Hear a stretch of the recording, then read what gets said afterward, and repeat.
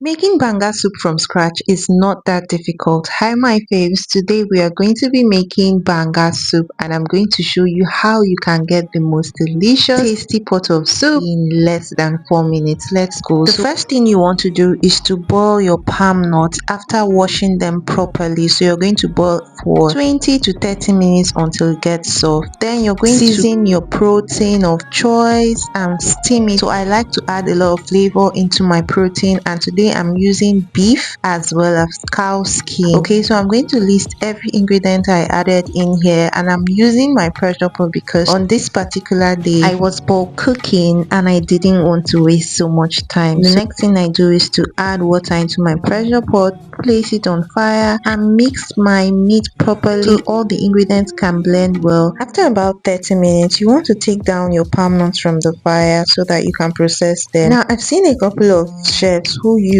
food processors to process their palm nuts, but I personally prefer using a mortar, and I don't think it's so hard. The reason I don't think it's so difficult is because remember, we are not pounding to break the kernels, we are just pounding to remove the flesh from the kernels so that we can extract the palm oil. So I normally do my extraction using hot water, but be careful not to burn your skin in the process though. You also want to be careful not to add too much water into your banga paste so that it would not be too watery. So this is what mine looks like. After about 20 minutes, the meat is ready to use. So I'm going to open my pressure pot. I'm just going to let that cool. And on the side, I also have some assorted meat here. So when I'm cooking banga, one trick I use to get a flavorful pot of soup is to use different types of meat. To cook the soup, I'm going to pour the banga paste into my pot. Then I'm going to add some onions, some crayfish, and then after that I will add some pepper. Now you want to be generous with your pepper because you know banga is mostly made from palm oil,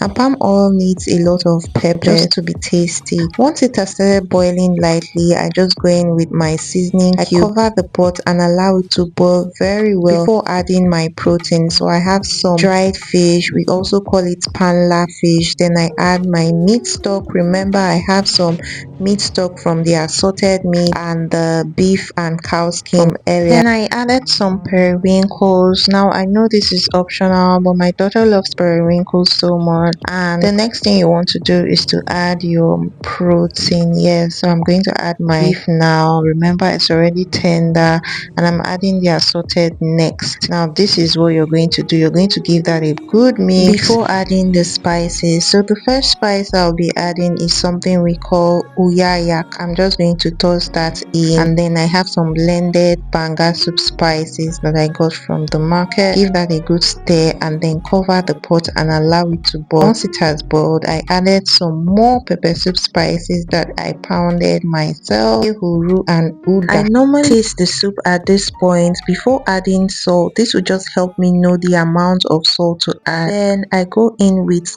these banga leaves. I don't know what they call it anyways, but each time I go to the market I tell them banga leaves. Cover it and there you have it, your soup is ready. But trust me, it tastes better the next day. Please do well to subscribe if you enjoyed watching this video.